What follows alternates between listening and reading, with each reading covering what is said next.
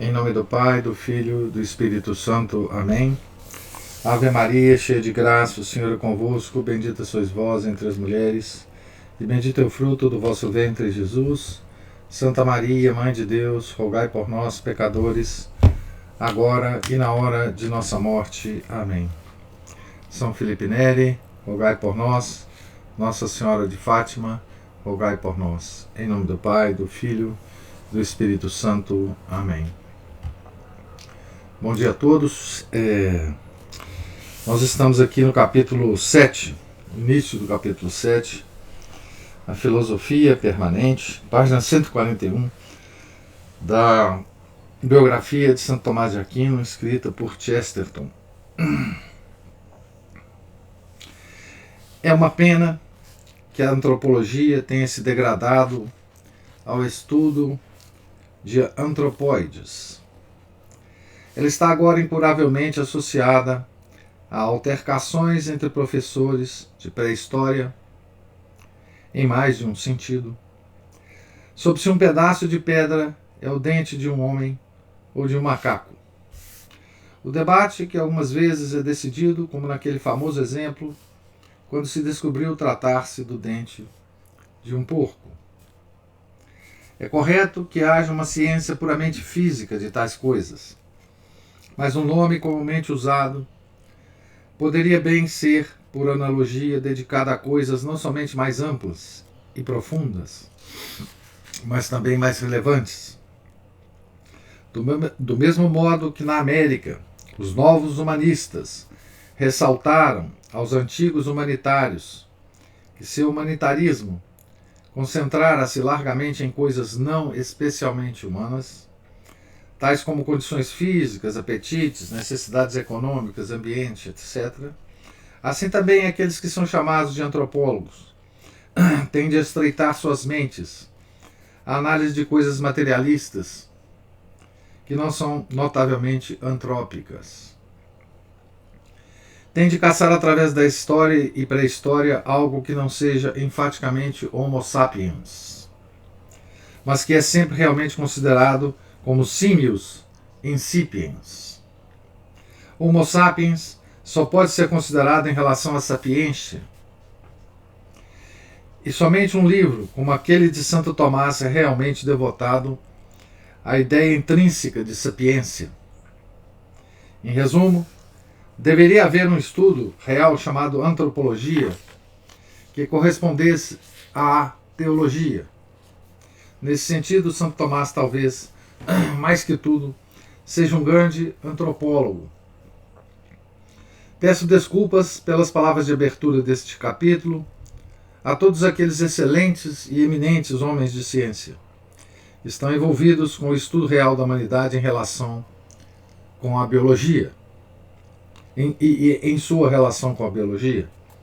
Mas imagino que esses serão os últimos a negar que na ciência popular uma disposição algo descomunal tem tentado transformar o estudo dos seres humanos no estudo de selvagens. E selvageria não é história. É ou o início da história ou o seu final. Suspeito que os maiores cientistas concordariam que grande número de professores assim se perderam na mata ou na selva. Professores que queriam estudar antropologia e nunca chegaram além da antropofagia. Mas tem uma razão particular em prefaciar essa sugestão de uma antropologia superior por um pedido de desculpas a qualquer genuíno biólogo que poderia parecer incluído, mas que certamente não está, num protesto contra a ciência popular de baixo nível. Pois a primeira coisa a ser dita sobre Santo Tomás, como um antropólogo, é que ele é realmente notável como a melhor espécie de moderno biólogo interessado em antropologia. Do tipo que poderia se considerar a si mesmo um agnóstico. Esse fato é um ponto tão marcante e decisivo em história que a história precisa ser relembrada e registrada. O Chesterton está usando aqui um argumento que ele desenvolve muito no Homem Eterno, numa das obras-primas dele, chamado Homem Eterno. Santo Tomás lembra muito o grande professor Huxley, o agnóstico que inventou a palavra agnosticismo. Ele se comporta como Huxley, no modo de começar um argumento, mas é diferente de todos os outros, antes e depois, até a era Huxleyana. Ele adota quase literalmente a definição huxleyana do método agnóstico. Abre aspas. Seguir a razão até onde ela for. Fecha aspas. A única questão é aonde ela vai. Ele faz a quase alarmante e moderna ou materialista afirmação. Abre aspas. Tudo que está no intelecto esteve nos sentidos. Fecha aspas. Essa é a base de tudo, né? Aqui é onde ele começa, tal como qualquer homem de ciência moderna. Não, tal como qualquer materialista moderno, que agora dificilmente pode ser chamado homem de ciência. Olha que coisa incrível, né? Ele está dizendo que materialista, quando a pessoa é materialista, ela não pode ser chamada homem de ciência. No ponto da investigação exatamente oposto ao do místico. Então, Santo Tomás parte de um ponto, tá certo?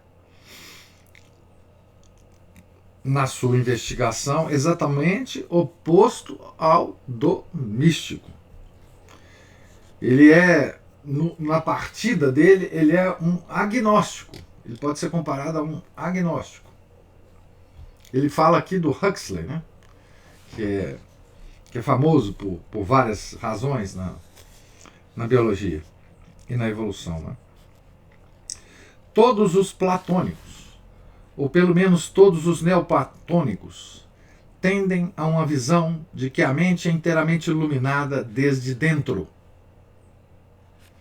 Santo Tomás insistia que ela era iluminada por 5 janelas, e chamamos as janelas dos sentidos.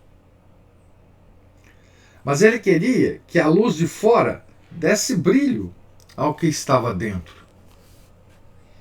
Ele queria estudar a natureza do homem, e não meramente das moscas ou morangos que visse através da janela, e que ele valorizava como a primeira iluminação do homem. E começando nesse ponto, ele procede à subida à casa do homem, passo a passo, e andar por andar, até chegar à mais alta torre e contemplar a mais ampla visão. Então ele está repetindo um argumento de uma nova perspectiva que ele já fez de Santo Tomás. É a humildade da posição tomista. Começar pelas coisas mais baixas. Né? Guardem a afirmação, né? Que é importante. Tudo que está no intelecto esteve nos sentidos. Em outras palavras, ele é um antropólogo com uma teoria completa do homem, certa ou errada. Ora, os modernos antropólogos, que se consideram agnósticos, fracassaram completamente como antropólogos. Com suas limitações, não conseguiram apreender uma teoria completa do homem, muito menos uma completa teoria da natureza. Começaram por descartar algo que chamam de incognoscível.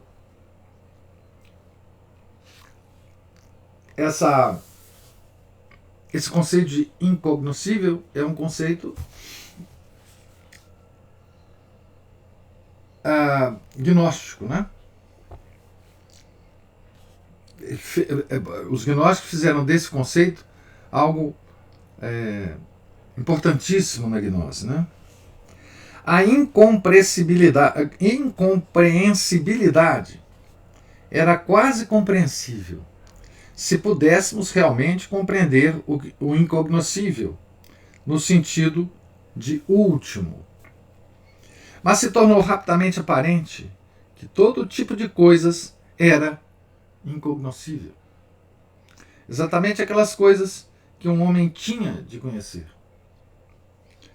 É necessário saber se ele é responsável ou irresponsável, perfeito ou imperfeito, perfectível ou imperfectível, mortal ou imortal, condenado ou livre. Não para entender Deus, mas para entender o homem.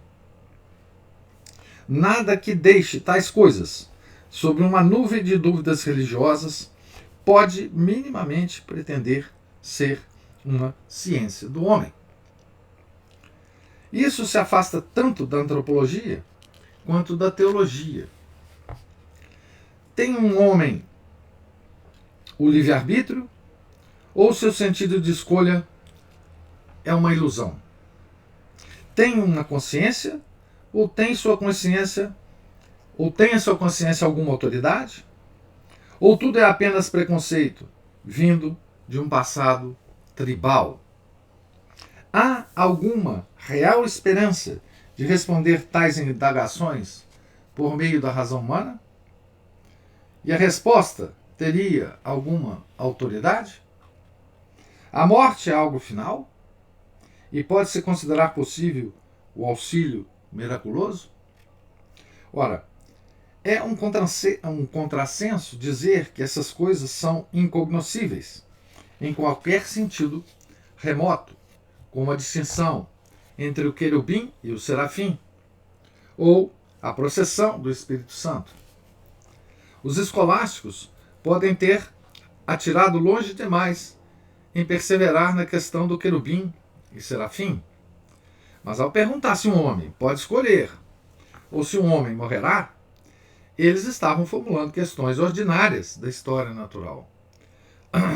Coisas tais como se um gato pode arranhar ou se um cão pode cheirar. Nada que tenha a si mesma de ciência do homem, pode se esquivar dessas questões. E os grandes agnósticos delas se esquivaram. Eles poderiam ter dito que não tinham evidência científica. No caso, fracassaram até em produzir uma hipótese científica. O que realmente produziram foi uma grande confusão não científica.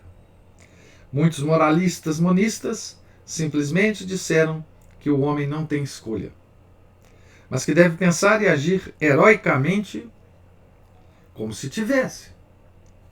Huxley transformou a moral, e mesmo a moral vitoriana, em algo sobrenatural, no sentido exato. Disse que ela tinha direitos arbitrários acima da natureza, um tipo de teologia sem teísmo. Não tenho certeza da razão de Santo Tomás ser chamado de doutor angélico. E se foi porque tinha um temperamento angélico, ou a intelectualidade de um anjo, ou se foi por causa da lenda posterior sobre anjos, especialmente sobre pontas de agulhas. Assim, não entendo exatamente como essa ideia surgiu. A história encerra muitos exemplos de um hábito irritante de se rotular alguém a partir de alguma coisa, como se a pessoa não tivesse feito mais nada. Quem foi que começou o hábito disparatado de se referir ao Dr. Johnson como nosso lexógrafo, como se ele nunca tivesse feito nada além de escrever um dicionário. Porque a maioria insiste em se deparar com a imensa e poderosa mente de Pascal em seu ponto mais estreito, aquele que foi afinado como a ponta de uma lança pelo ódio dos jansenistas aos jesuítas.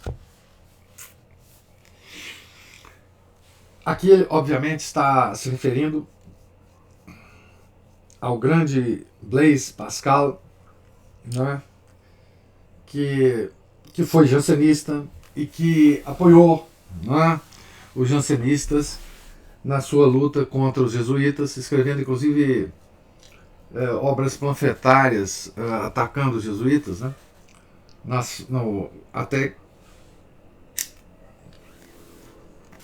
até que os jansenistas e os outros intelectuais europeus conseguiram a supressão da ordem, a supressão universal da ordem dos jesuítas, né? Então ele está dizendo que isso é um aspecto da vida de Pascal, né? É possível, por tudo que sei, que essa rotulação de Aquino como um especialista foi uma obscura depreciação dele como universalista. Pois esse é um truque muito comum de menosprezo a homens de letras e de ciência. Santo Tomás deve ter feito certo número de inimigos, embora dificilmente os tenha tratado como inimigos. Infelizmente, o bom temperamento é às vezes mais irritante que o mal. E ele causara, afinal, grandes danos, como muitos medievais teriam considerado. E o que é mais curioso, grandes danos a ambos os lados. Ele foi um revolucionário contra Agostinho e um tradicionalista contra Averroes. Pode ter parecido a alguns que ele tinha tentado arruinar aquela antiga beleza da cidade de Deus, que carrega certa semelhança com a República de Platão. Pode ter parecido a outros que ele tenha desferido um golpe ao antecipar e destruir as forças do Islã, tão dramaticamente quanto aquele desferido por Godofredo ao invadir Jerusalém. Então aqui tem uma nota explicativa dizendo: Godofredo de Bulhão, senhor feudal que liderou em 1099 a invasão de Jerusalém e proclamou a cidade santa como reino católico, do qual foi um dos reis. É possível que esses inimigos, por meio desse débil louvor, se referisse a seu pequeno e muito respeitado livro sobre os anjos. Tal como um homem pode dizer que Darwin foi realmente confiável quando escrevia sobre insetos de corais, ou que alguns poemas latinos de Milton eram realmente muito dignos de crédito. Mas isso é apenas uma conjectura, e muitas outras são possíveis. E estou disposto a pensar que Santo Tomás estava realmente interessado na natureza dos anjos, pela mesma razão que o fez ainda mais interessado na natureza do homem. Era uma parte daquele forte interesse pessoal em coisas subordinadas e semi-dependentes que perpassa todo o seu sistema. A hierarquia de maiores e menores liberdades. Ele estava interessado no problema do anjo, como estava interessado no problema do homem, porque era um problema. E especialmente porque era um problema de uma criatura intermediária. Não pretendo tratar aqui dessa misteriosa qualidade que ele concebe como existente nesse inescrutável ser intelectual, que é menos que Deus e mais que o homem. Mas foi essa qualidade de um elo numa corrente, ou um degrau numa escada, que principalmente preocupou o teólogo no desenvolvimento de sua própria teoria de graus. Acima de tudo, é isso que principalmente o move quando considera tão fascinante o mistério central do homem. Para ele, a questão é sempre que o homem não é um balão subindo nos céus, nem uma toupeira escavando a terra, mas ao contrário, algo como uma árvore, cujas raízes são alimentadas pela terra, enquanto seus mais altos ramos parecem quase atingir as estrelas. Jess faz aqui um pequeno comentário sobre o livro do Santo Tomás sobre os anjos, né? Sobre as substâncias separadas, né? E como que isso se encaixa, né? Ele dá uma explicação aqui extraordinária de como que o interesse de Santo Tomás pelos anjos se encaixa dentro do estudo geral que Santo Tomás faz. Não é? E aqui ele fala coisas muito profundas, né? Muito profundas.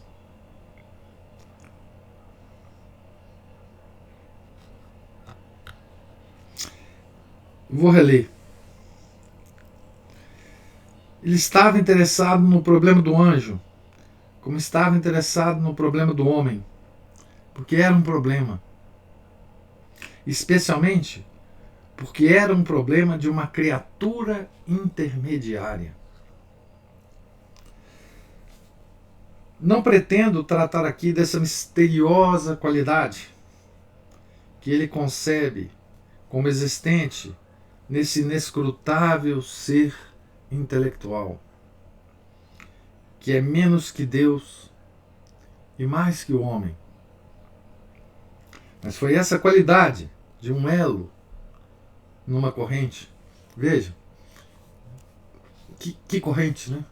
Quer dizer, que o Santo Tomás de Aquino partiu das coisas mais inferiores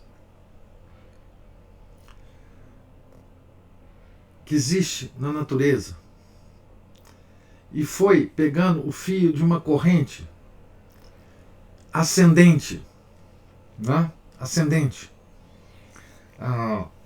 E o anjo certamente participava, para Santo Tomás, dessa corrente ascendente, das coisas mais inferiores até Deus. São seres intermediários, né? Mas foi essa qualidade de um elo numa corrente, ou um degrau numa escada, que principalmente preocupou o teólogo no desenvolvimento de sua própria teoria de graus. Acima de tudo, é isso que principalmente o move quando considera tão fascinante o mistério central do homem.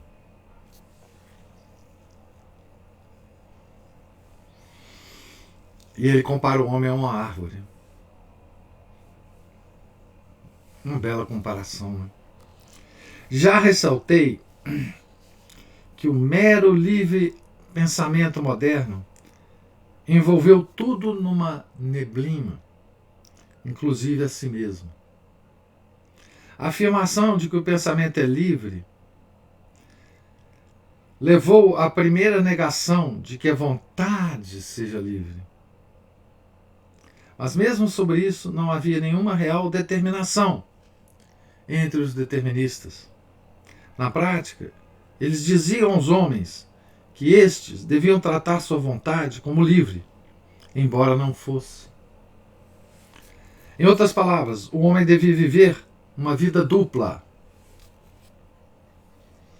que é exatamente a antiga heresia de Siger de Brabante sobre a mente dupla. Ou seja, O século XIX deixou tudo em um caos. E a importância do tomismo no século XX é que ele pode nos devolver um cosmos. Podemos dar aqui apenas um esboço rude de como Aquino, ao modo dos agnósticos, começando pelos porões cósmicos, ainda assim subiu às torres cósmicas. Sem pretender forçar a ideia tomista essencial além desses limites, talvez me seja permitido sugerir uma espécie de versão grosseira da questão fundamental que creio eu mesmo conhecer, consciente ou inconscientemente, desde minha infância. Quando uma criança olha algo da janela de seu quarto, digamos, a grama verde do jardim, o que ela realmente conhece? Veja bem, o Chesterton, ele está usando aqui o método tomista para nos explicar, tá? Ele está partindo da coisa mais humilde. O exemplo dele é absolutamente de um desprendimento, de uma humildade, de uma simplicidade incrível, né? Então ele pergunta: quando uma criança olha algo da janela de seu quarto, digamos, a grama verde do jardim, o que ela realmente conhece? Ou ela conhece alguma coisa? Há muitos jogos infantis de filosofia negativa em torno dessa questão. Um brilhante cientista vitoriano se comprazia em declarar que a criança não vê nenhuma grama, mas somente um tipo de névoa verde refletida no pequeno espelho do olho humano. Essa porção de racionalismo sempre me impressionou como algo quase insanamente irracional.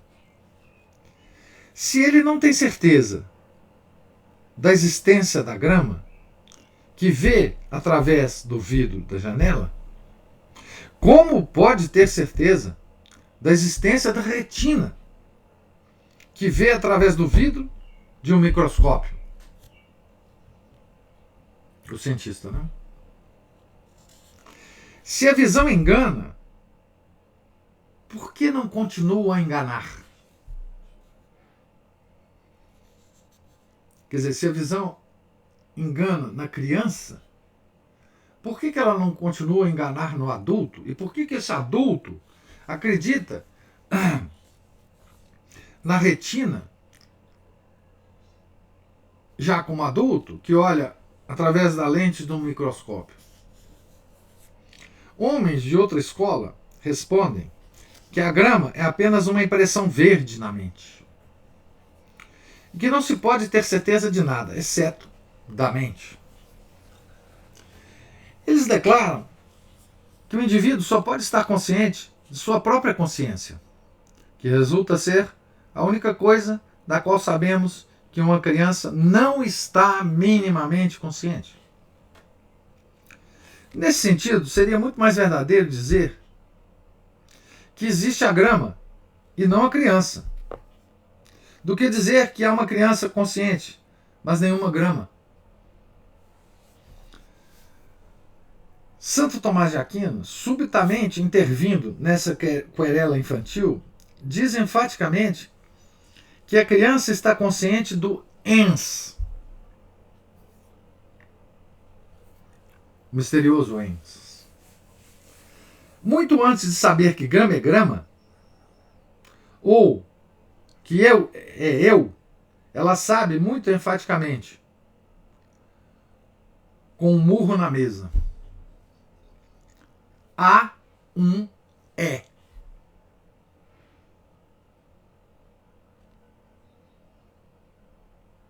Há alguma coisa que é.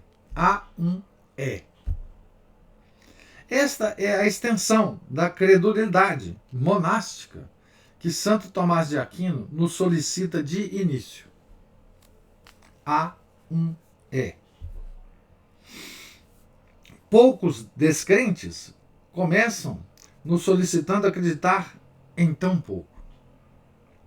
Ainda assim, sobre esse diminuto ponto de apoio da realidade, ele eleva, por um processo lógico que nunca foi impugnado com sucesso, todo o sistema cósmico da cristandade. Há um é. Assim, Aquino insiste muito profundamente, mas muito praticamente, que aqui entra instantaneamente com a ideia de afirmação, a ideia de contradição. É instantaneamente aparente, mesmo a criança, que não pode haver afirmação e contradição ao mesmo tempo. Qualquer que seja a coisa que ela vê, uma lua, uma miragem, uma sensação ou estado de consciência, quando vê, ela sabe que não é verdade que ela não vê.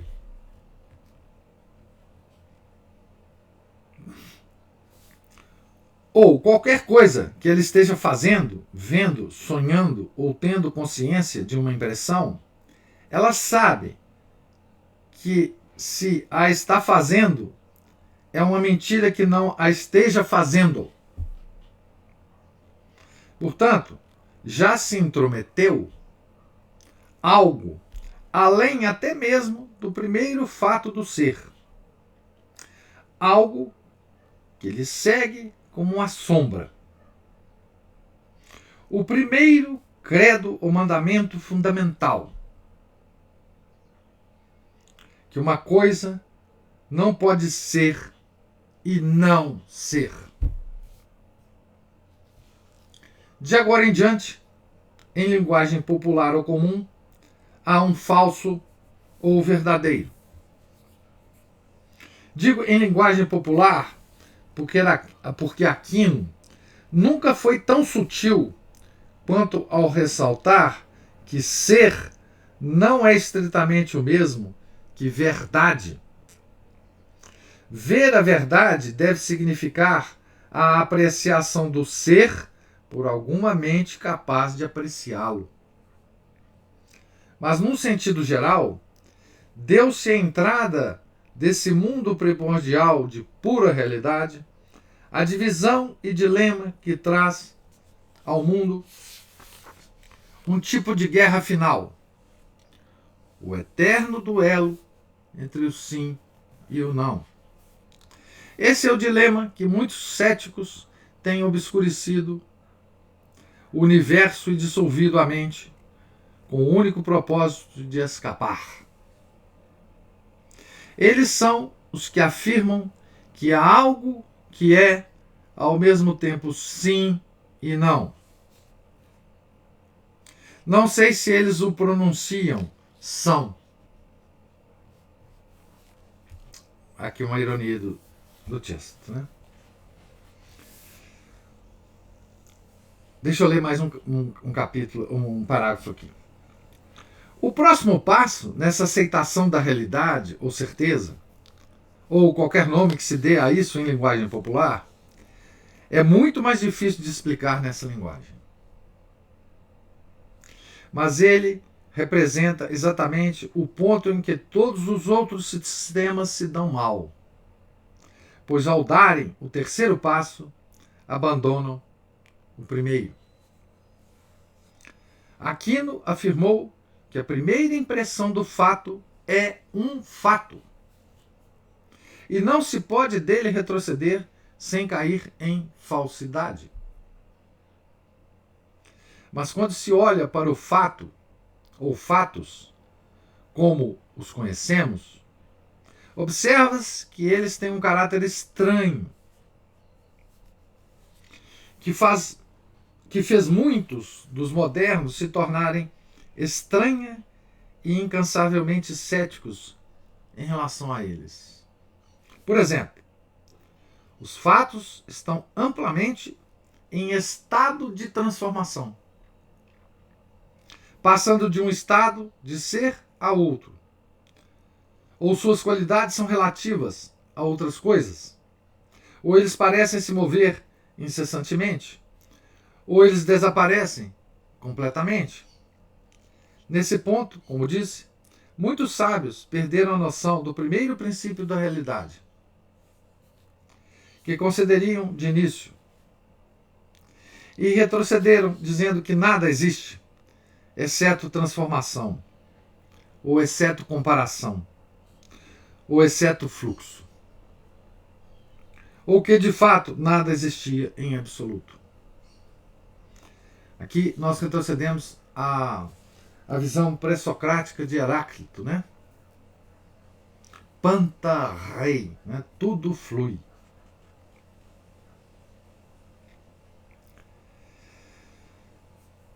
Aquino gira todo o argumento em outra direção, conformando sua primeira realização da realidade. Não há nenhuma dúvida sobre o ser do ser, mesmo que às vezes ele pareça um vir a ser.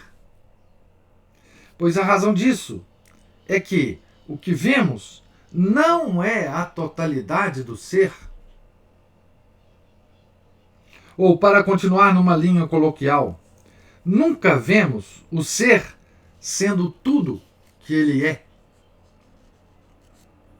O gelo se transforma em água fria e esta aquecida se transforma em água quente. Ela não pode ser as três coisas ao mesmo tempo. Mas isso não torna a água irreal ou mesmo relativa.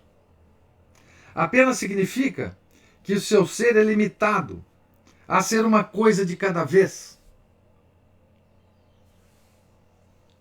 Mas a totalidade do ser é tudo o que ele pode ser. E sem isso, as formas inferiores ou aproximadas do ser não podem ser explicadas como algo, a menos que sejam descartadas como nada.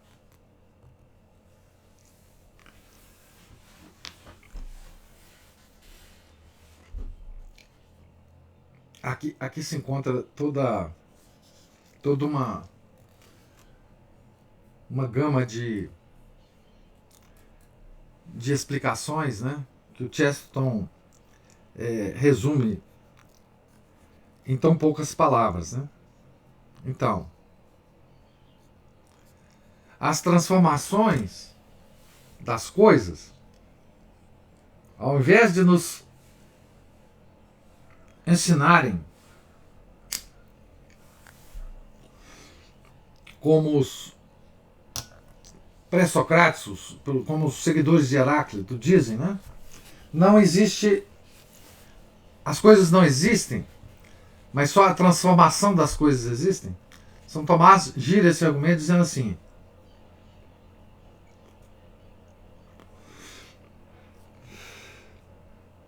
quando o homem percebe uma coisa, ela percebe essa coisa num certo estado. E esse estado muda. Não é? Ou por movimento, ou por temperatura, por alguma coisa.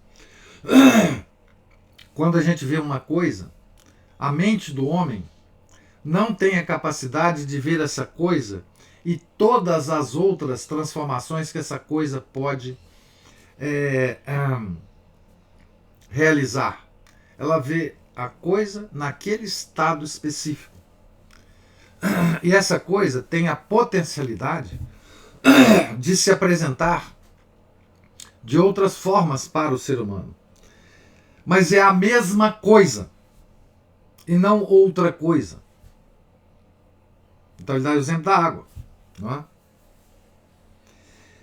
Esse grosseiro esboço só pode, na melhor das hipóteses, ser histórico e não filosófico.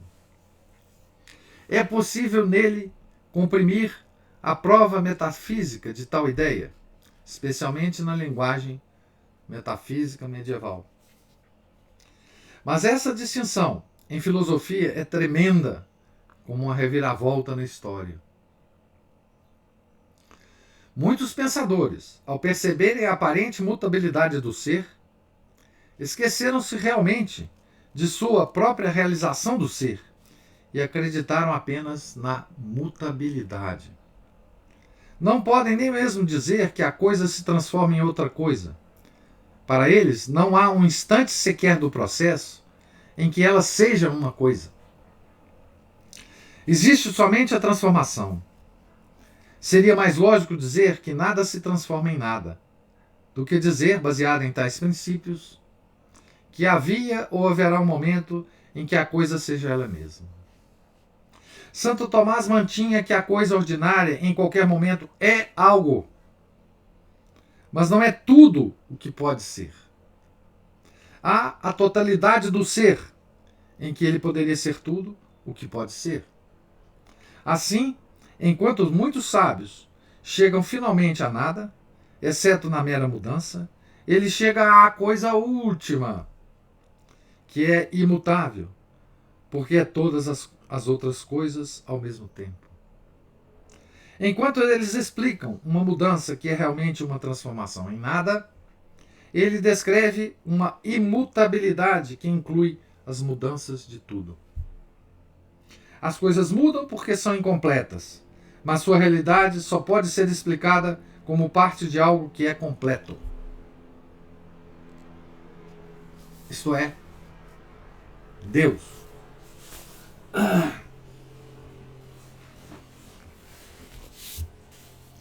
Então,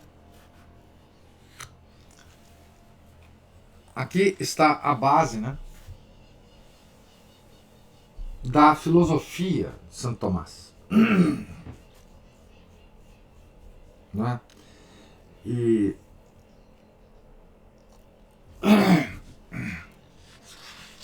ela começa lá com a criança.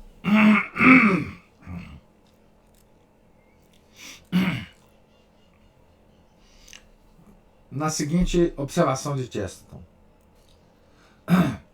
Muito antes de saber que grama é grama, ou que eu é eu, ela, a criança, né, sabe muito enfaticamente, com um murro na mesa, há um é. Então, e ele ainda diz, né? Esta é a extensão da credulidade monástica que Santo Tomás nos solicita de início. Ele só nos solicita para começar a nos introduzir à sua própria filosofia, que a gente creia que há algo. Não é? E aí, baseado nesse ponto central, é que ele toma uma posição diferente dos seguidores de Heráclito, que na época de Chesterton eram muito numerosos os seguidores de Heráclito, né? Essa coisa da transformação, só existe a transformação, isso foi ressuscitado na filosofia do início do século, né, por Henri Bergson. Né? Então, essa ideia antiga de Heráclito, né, que nada é, mas só existe a transformação, São Tomás já tinha respondido a isso. Né? Eles esqueceram São Tomás, por isso incorreram de novo no erro de Heráclito. Né? Que é a questão do seguinte: quando o homem é uma questão até de humildade, né? De certa forma de humildade, né? Quando o homem ele capta a existência de algo, né? Esse algo está num certo estado, e quando ele capta esse estado, ele não tem a capacidade de captar a coisa e todas as transformações que essa coisa pode passar, né? E portanto, quando ele vê essa coisa em outro estado, ele não pode pensar que o ser dessa coisa mudou, mas só o estado de apresentação dela mudou, né? Porque é assim que é a natureza. Né? E ao observar isto, né, sobre a coisa e o ser da coisa, o que ele faz, como Chesterton diz aqui no final da leitura que eu fiz agora, não é que, concentrando no ser e não na mudança, né, ele gira toda a perspectiva filosófica. Né? E assim ele fala: assim, enquanto muitos sábios chegam finalmente a nada, que é só a transformação, que não existe o ser, só existe transformação, exceto na mera mudança, ele, Tomás, chega à coisa última, que é imutável, que é o ser da coisa. Porque é todas as outras coisas ao mesmo tempo. Ou seja, ele tem possibilidade de ser, de estar, potencialidade, de estar em todas aquelas estados de transformação que o homem pensa que observa, né? E observa mesmo. Não é? Então, as coisas mudam porque são incompletas, mas sua realidade só pode ser explicada por parte de algo que é completo. O ser da coisa é imutável. Por que o ser da coisa é imutável? Não é? Porque essa imutabilidade, ela vem exatamente de Deus, né? que a criou, cada uma das coisas. Né? Então, aqui, o Chesterton dá um exemplo do que ele diz ser a humildade de Santo Tomás. De encarar as coisas mais inferiores para chegar na coisa realmente superior, que é Deus. Né? Ele ainda vai desenvolver essa ideia aqui no capítulo. Mas essa ideia que ele explicou até agora é fundamental para que a gente, não só a gente não seja discípulo de Heráclito, né, mas que a gente compreenda o fundamento da filosofia de Santo Tomás. Né? Tá certo? Então eu vou parar aqui na página 149, no último parágrafo da página, e amanhã a gente continua amanhã não, segunda-feira a gente continua, se Deus quiser, né, desse ponto. Pergunto se há alguma observação, alguma questão sobre essas páginas lidas aqui do capítulo 7.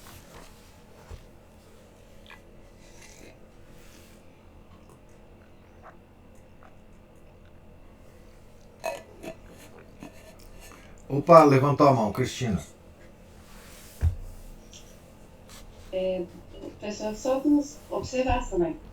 Eu escrevi aqui, né, na minha leitura antiga, Chesterton parece escrever uma crônica sobre o tomismo. Parece. Mas é muito mais profundo, não é uma crônica não. Mas a observação, o senhor já falou isso, como essa parte do livro guarda conexão com a leitura que a gente está fazendo no Manuel, né?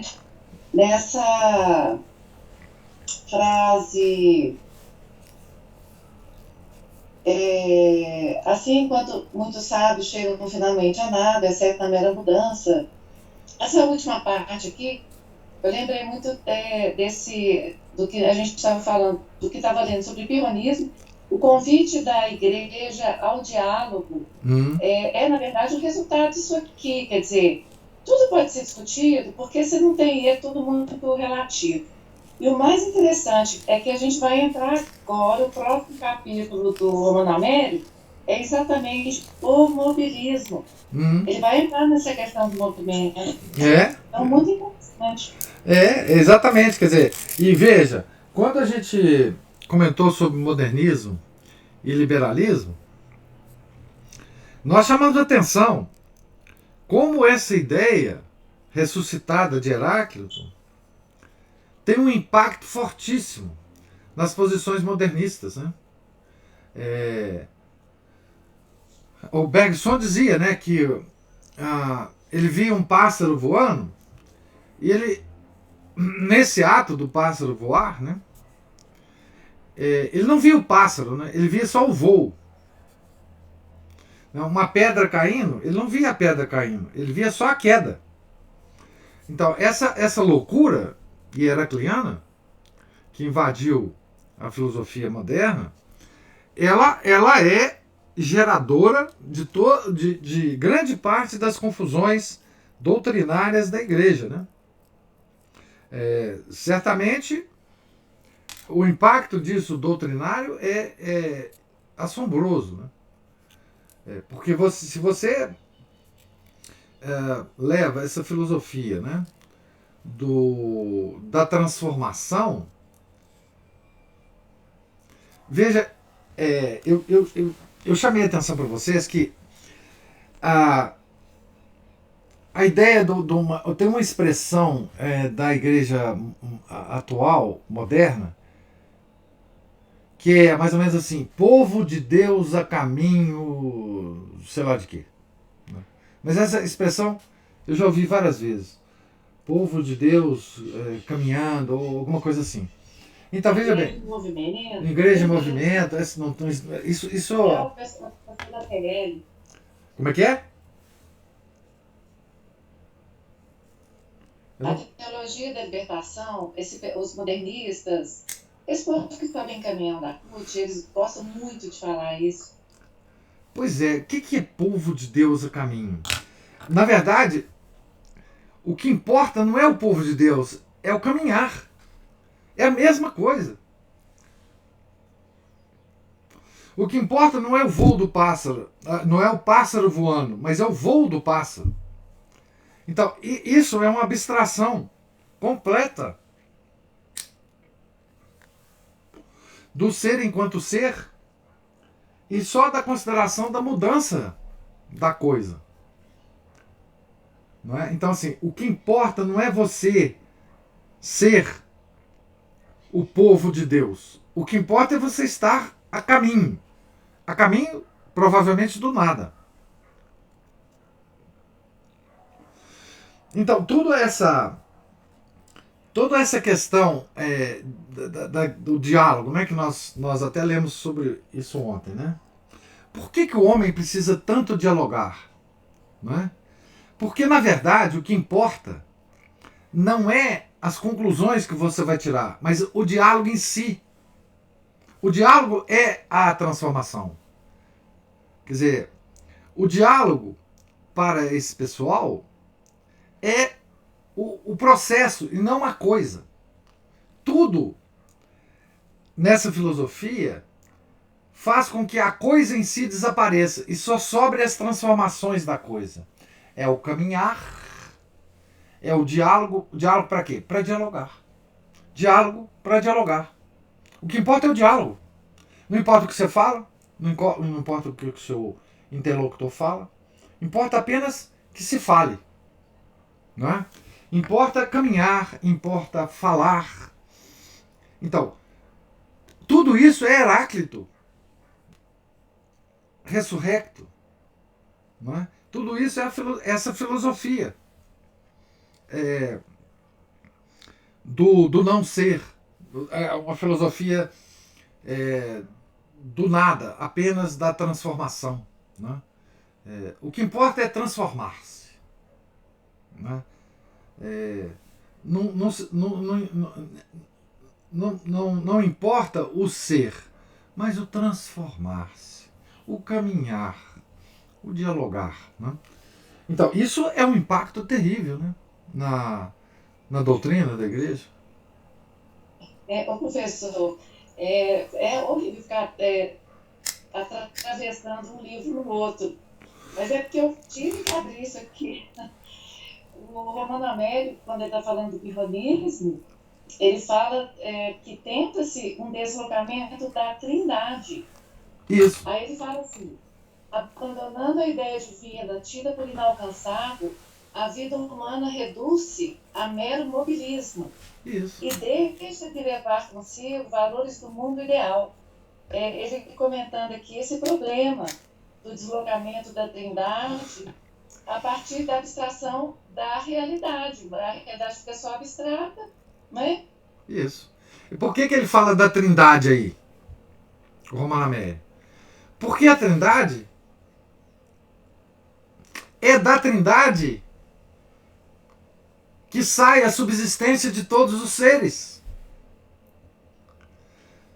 Quer dizer, nós somos seres por participação. A Trindade é ser subsistente. Ela contém a própria razão dela ser. Nós não. Nós somos seres por causa do ser da Trindade. E ele fala da Trindade da mesma forma que Chesterton fala aqui de Deus. Deus trino. Deus trino. Porque note que tudo foi criado por nosso Senhor Jesus Cristo. Segunda pessoa. Se você borra, mancha a segunda pessoa da Trindade, você mancha toda a existência.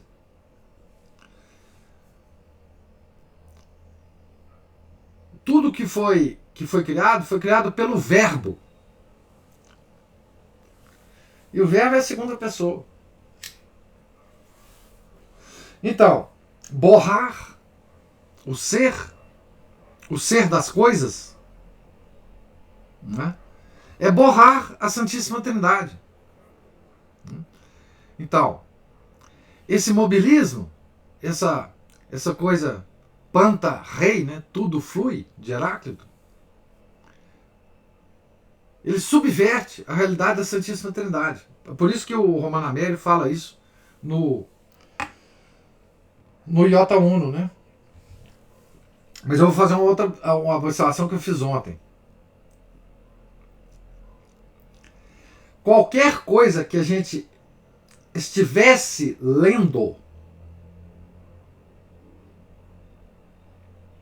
estaria conectado ao que nós estamos lendo sobre Santo Tomás de Aquino. Não é pura coincidência que as nossas outras leituras tenham sempre uma conexão com o que nós estamos lendo sobre Santo Tomás de Aquino. É porque a filosofia dele, está conectada com qualquer coisa. Então, veja, existe conexão entre o que nós estamos lendo de Tomás de Aquino com as nossas discussões sobre ciência moderna. Não é coincidência. Existe conexão do que nós estamos lendo sobre São Tomás de Aquino sobre a crise da igreja. Nós estamos lendo o Iota Uno agora. Não é? Então, isso não é coincidência, porque ele está conectado com tudo mesmo. E outra, ele está conectado de uma forma, digamos assim, torta, não é? Porque ele está certo e todo o resto está errado, com todas as discussões. Você pode conectar São Tomás de Aquino com todas as discussões modernas, cotidianas.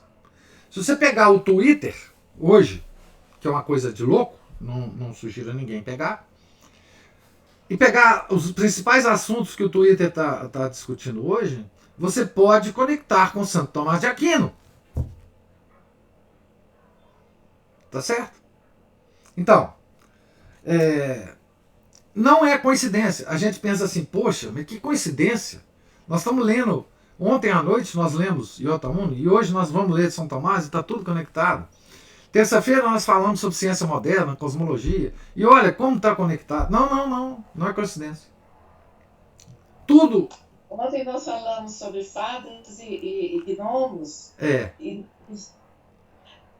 Falamos comentários que eu li no grupo lá. Não, falamos assim, extensamente, né? Quando eu terminei a palestra de ontem, quando eu vi o nosso grupo, tinha umas 50 ou 60 mensagens sobre a coisa, né? Aliás, eu fiquei devendo um livro ontem, para vocês sobre a física, que eu vou pegar aqui, porque eu achei esse livro. É raro eu achar livro. Então vocês vão me dar licença, só um minuto. Eu vou pegar o livro aqui.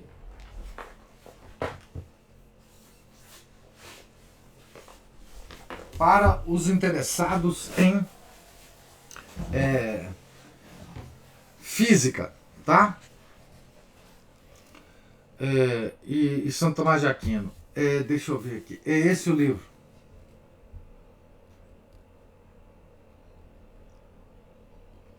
Tá? Chama Física e Realidade, de Carlos Augusto Casanova.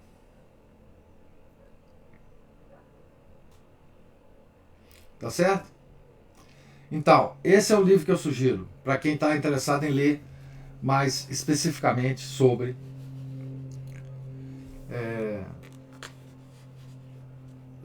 a física, né? E o contato dela com a metafísica tomista, né? Maria Cristina está falando aqui. Cristina, temos que arrumar essa biblioteca dele logo. Então, isso aqui isso aqui é impossível, isso aqui é impossível. Esse velho aqui é muito indisciplinado. Ele pegou Cristina escreveu todo um processo organizacional da minha biblioteca, mas eu sou muito indisciplinado. Mas enfim, o que eu tô, então, o que eu gostaria que vocês percebessem é o seguinte: Santo Tomás de Aquino, concentrando nas coisas mais simples, ele atingiu o âmago das coisas de uma tal forma que toda discussão sobre qualquer assunto tem relação com o que ele descobriu filosoficamente. Né? E note, nós não estamos falando da teologia dele, que é muito superior. Nós só estamos falando sobre a filosofia dele. E como é potente, como é a mente desse homem foi potente, né? Como que ele, digamos assim,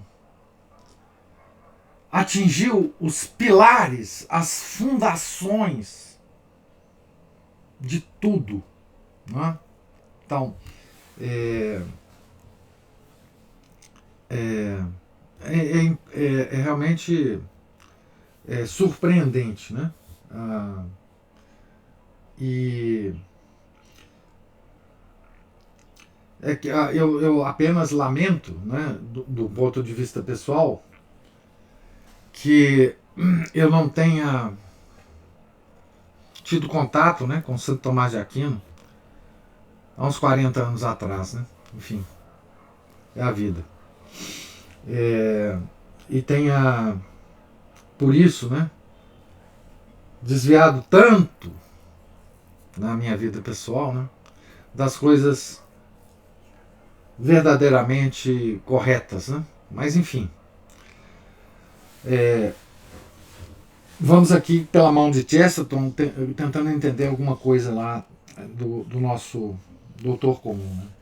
E que beleza, né? Que beleza que esse homem, veja o contraste. Eu ia falar contradição, mas não é contradição, é contraste. Um homem desse, com uma mente poderosa dessa, ser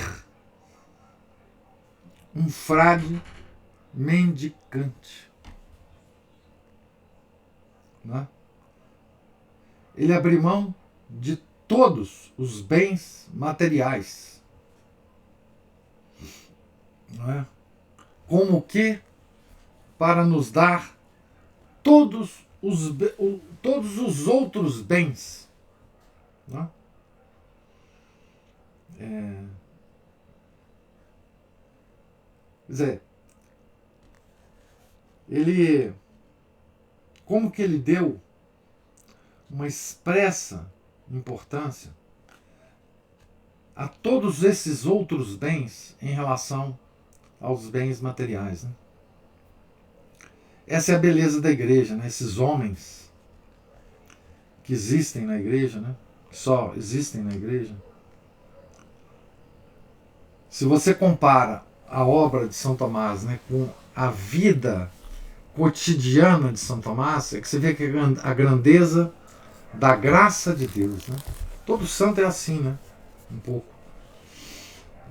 Em algum aspecto você sempre pode tirar essa conclusão. Né? Mas São Tomás é uma coisa gritante. Né? Como uma mente tão elevada pode existir num corpo que exigia tão pouco para viver, né? Um corpo que tinha tão poucas aspirações materiais, né? Na verdade, sendo mendicante, ele não tinha praticamente nenhuma aspiração pessoal, né? É quase como um anjo ambulante, né? É muito belo se a gente pensa, né, nesse aspecto, né, da coisa histórica, né, daquela massa, aquele homem, né, com vida, que precisava tão pouco para viver, era tão obediente, tão humilde, tão calado, tão quieto, né?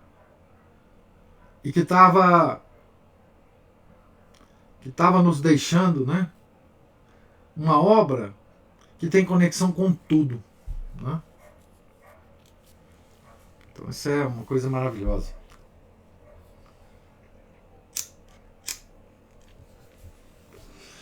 Bem, gente, então nós terminamos aqui a leitura dessa semana, né?